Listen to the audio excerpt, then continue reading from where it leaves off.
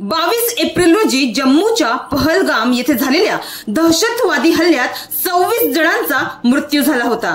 मात्र या हल्ल्याच्या दुसऱ्याच दिवशी भारतीय जवान पूर्णम शो हे चुकून भारतीय सीमा ओलांडून पाकिस्तानात गेले होते।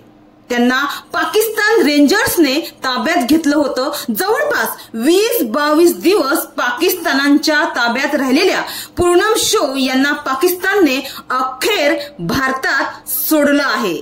यावर त्यांची पत्नी रजनी शो यांनी पंतप्रधान नरेंद्र मोदी यांचे आभार मानून अत्यंत भावुक प्रतिक्रिया दिली आहे। पूर्णम शो 20 दिवस भारतात नव्हते, पाकिस्तानच्या अटकेत होते। आज सकाळी 10:30 वाजता फोन आला की ते भारतात आले आहेत। ते पूर्णपणे व्यवस्थित आहेत। त्यांनी मला व्हिडिओ कॉल ही केला होता। ते एकदम व्यवस्थित आहेत, असं पूर्णम शो यांच्या पत्नी रजनी शो म्हणाल्या। त्या पुढे म्हणाल्या, मुख्यमंत्र्यांबरोबर माझा संवाद झाला होता। त्यांनीही सांगितलं होतं की याच आठवड्यात ते परत येतील।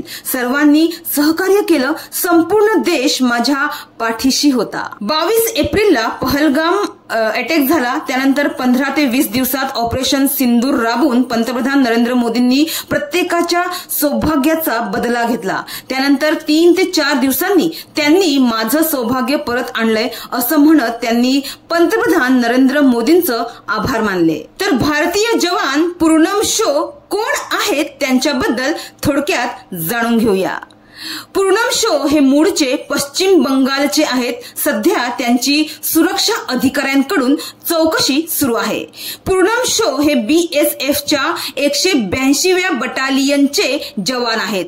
23 एप्रिल रोजी फिरोजपूरच्या आंतरराष्ट्रीय सीमेवरील कुंपणाजवळ गस्त घालत असताना ते सीमे पलीकडे गेले।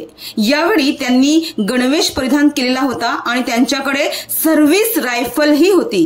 विश्रांतीसाठी सावलीत थांबण्यासाठी गेल्यानंतर ते चुकून सीमे पलीकडे गेले होते।